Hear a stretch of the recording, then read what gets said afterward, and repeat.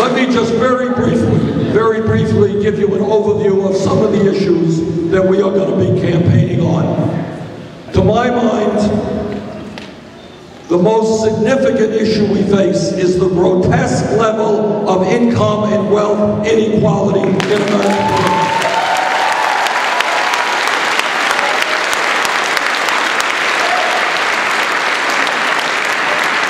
In America today, we have more income and wealth inequality than any other major industrialized country on earth, and it is worse today than at any time since 1929.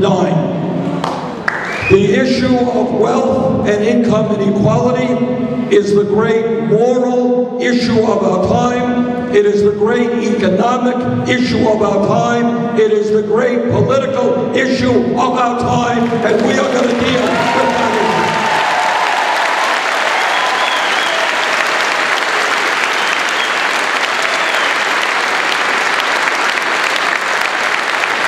And let me be very clear about this, and let me tell this to the billionaire class that today has it all.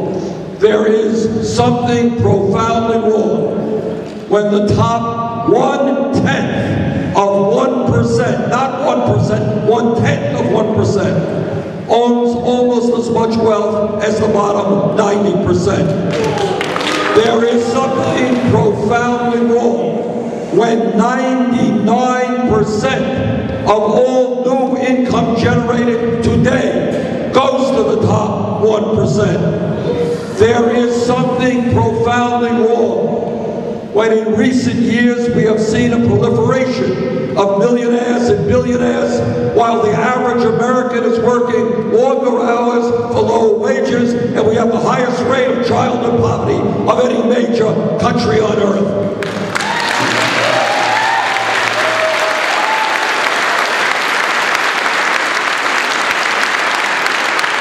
There is something profoundly wrong when one family in this country owns as much wealth as the bottom 130 million Americans. This grotesque level of income and wealth inequality is bad economics, it is unsustainable, and this is the type of rigged economy which America is not supposed to be about. This has got to change.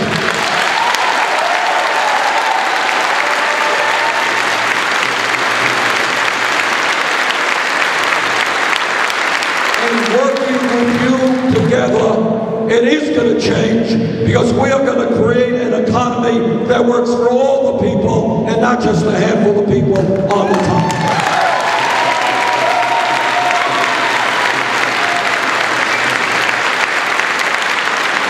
But it is not just income and wealth inequality, it's more than that. Today in America, what we are seeing is that over the last 40 years, the great middle class of this country, once the envy of the entire world, has been disappearing. Today, despite expanded technology, an explosion of technology, and a huge increase in worker productivity, median family income is almost $5,000 less than it was in 1999. In my state of Vermont, and I'm sure in Minnesota, we have people who are working not just one job, 2 jobs, 3 jobs, trying to cobble together an income and some health care. That is not what this economy is supposed to be about.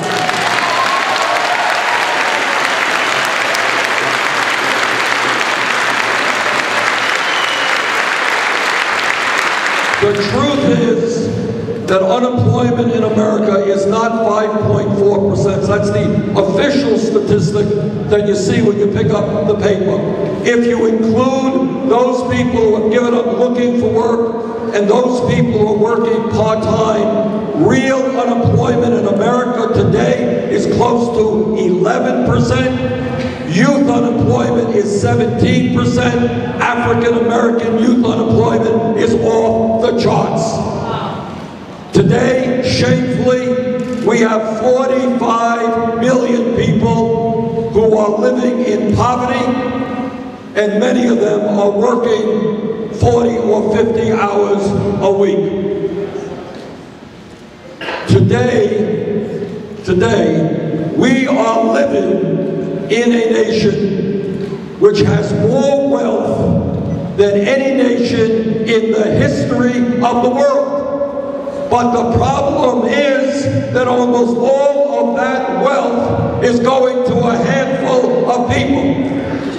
The truth is that in the last 30 years, there has been a huge redistribution of wealth. It has gone from the middle class to the very rich.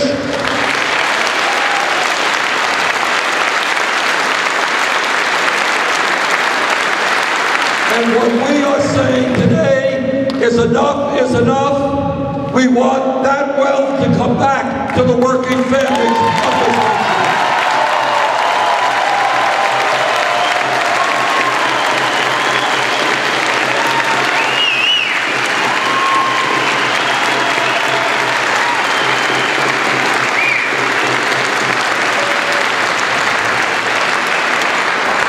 Now let me touch on another issue that is of huge consequence for our country.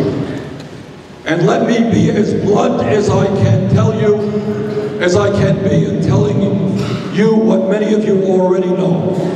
And that is, as a result of the disastrous Supreme Court decision on Citizens United, the American political system has been totally corrupted, and the foundations of American democracy have been ruined.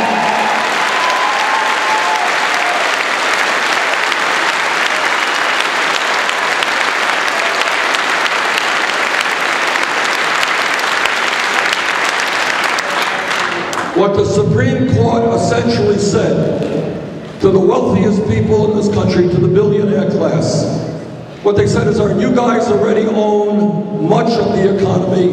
Now we're going to give you the opportunity to own the United States government and state governments all over this country. And that is precisely what these people are now trying to do. American democracy is not about billionaires being able to buy candidates and elections. It is not about the Koch brothers, Sheldon Adelson, and other incredibly wealthy individuals spending billions and billions of dollars to elect candidates who will make the rich richer and everybody else poorer.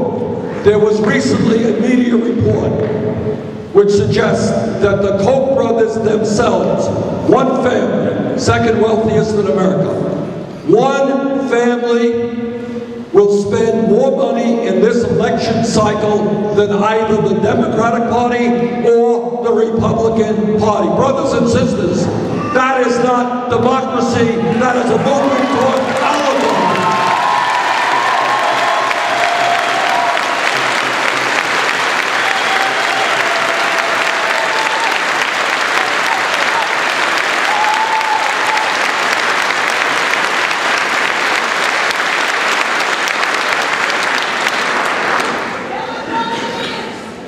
And when we talk about the major issues facing our country, and in fact facing the world, when we talk about our responsibilities as human beings and as parents, and I've got 4 kids and 7 grandchildren, there is nothing more important than leaving this country and this planet in a way that is habitable for our kids and our grandchildren.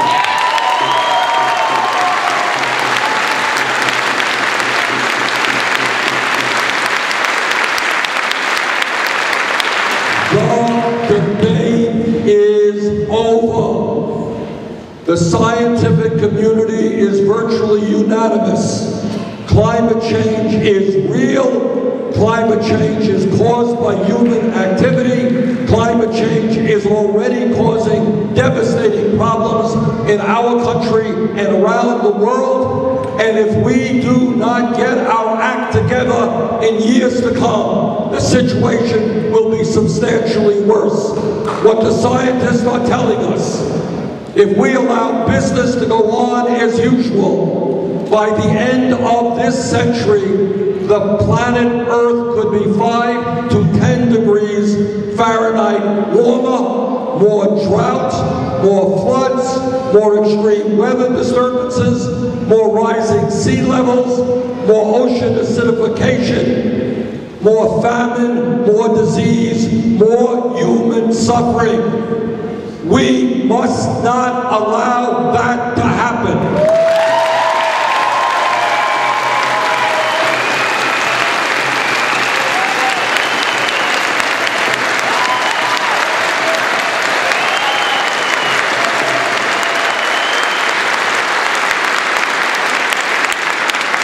Exxon, Mobil, and all the big oil companies, and the Koch brothers that make a lot of their money in fossil fuel, they want us not to address this issue.